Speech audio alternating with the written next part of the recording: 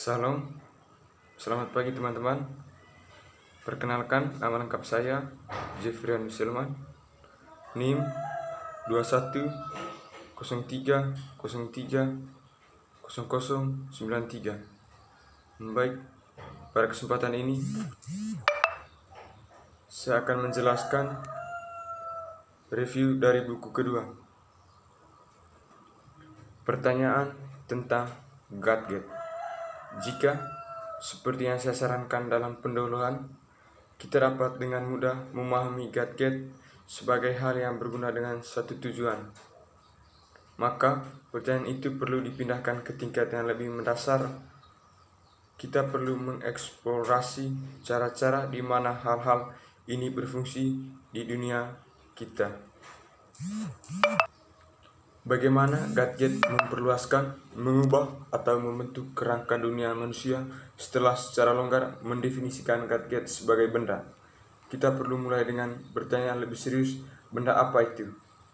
Ini mungkin tampak pertanyaan yang jelas, tetapi jauh dari itu, dan jawabannya menawarkan beberapa wawasan penting tentang bagaimana kita dapat berpikir dan perilaku terhadap gadget. Materialisme gadget. Dalam bab sebelumnya, saya menawarkan kerangka kerja awal untuk mendefinisikan dan merefleksikan gadget. Saya berpendapat bahwa gadget dapat ditemui baik sebagai benda atau benda, dan bahwa orientasikan kita terhadap harus sebagai benda menganalisis potensinya sebagai benda fokus yang berkumpul. Saya berpendapat bahwa penumpasan terhadap gadget sebagai posisi untuk mendukung ini. Saya juga menarik garis hubungan antara gadget dan dispositif. Saya menyentuh aspek membutuhkan politik dan ekonomi,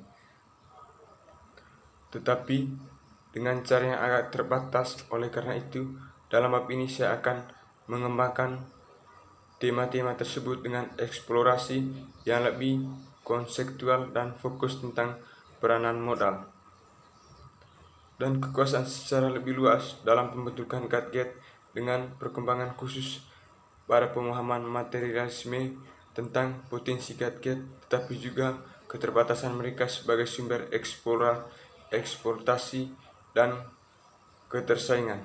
Dalam hal ini, saya akan berargumen bahwa modalnya yang berkontribusi di gadget sebagai objek, bukan apapun di dalam gadget itu sendiri, dan dengan demikian pertanyaan menjawab salah satu menemukan keseimbangan antara tekad dan kesadaran dalam berpalingan dalam jalan eksplorasi kapitalisme. Dan di saat kondisi semakin memenang untuk mencari keuntungan, keharusan inilah yang menjelaskan perkembangan teknologi dari memuaskan kebutuhan manusia menuju menangkap kecerdasan dan meminggirkan tenaga kerja. Bahkan sejak tahun 1989, Kellner mengakui konfigurasi masyarakat kapitalis di mana pengetahuan teknis dan ilmiah, otomatis, komputer, dan teknologi maju berperan dalam berproses gadget otak. Dalam bab-bab sebelumnya, saya telah menjelajahi sifat gadget dan konteks material dan ekonominya. Saya mengidentifikasi kebutuhan untuk memahami hubungan antara niat dan gadget dalam hal kesadaran dan otak manusia. Oleh karena itu, pada titik fokus inilah saya akan membahas bab ini. Kesadaran secara terkenal didefinisikan oleh filsuf pikiran David J. Chalmers sebagai masalah yang sulit. Saat ini ia menjelaskan kesadaran menimbulkan masalah yang paling membingungkan dalam ilmu pikiran.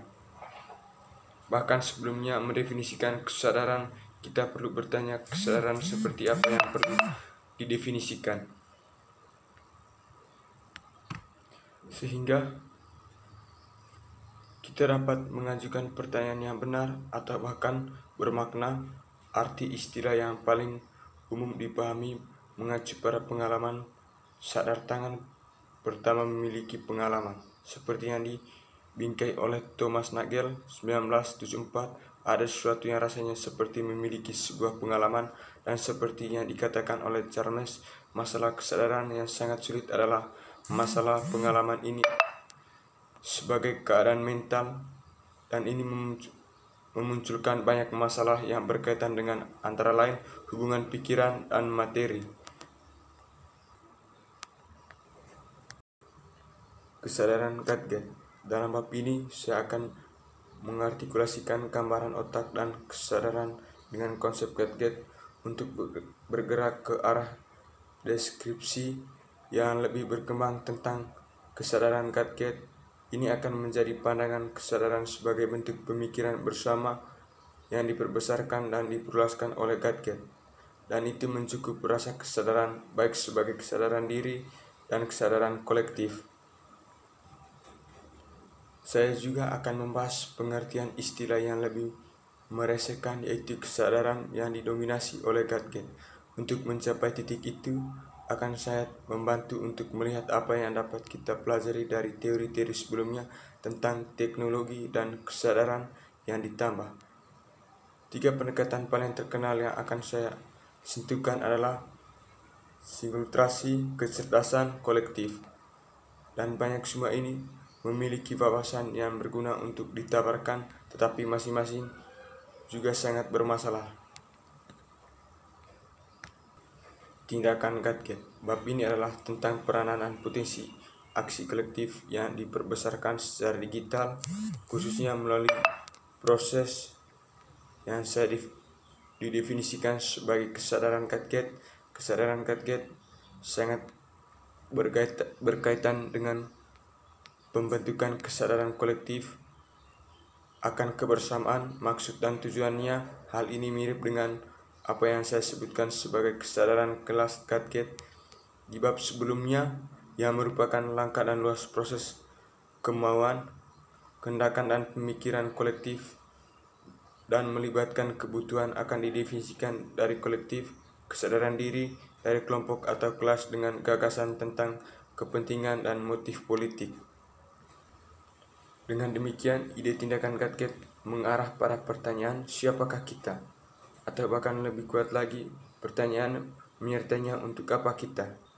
Ini memerlukan pengembangan lebih lanjut. Pertanyaan yang dieksplorasi di seluruh buku ini yaitu bagaimana atau dapatkah kita berpikir sesama dengan tindakan kecerdasan kolektif yang memindai untuk menjadikan kita sebagai entitas aktif dengan agensi. Dalam menjawabkan pertanyaan pertama, saya bertanya bagaimana di era media sosial kita berpikir, memutuskan, dan bertindak secara kolektif, dan bagaimana kolektivitas ini diterjemahkan ke dalam tindakan. Tesis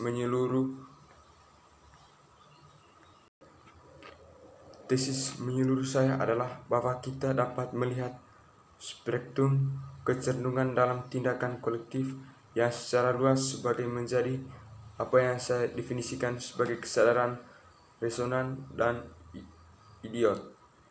Sebuah definisi yang juga serta dengan penggunanya Gatgett dalam metode benda atau objek, yang dalam cara berbeda bentuk kesadaran Gatgett aktif.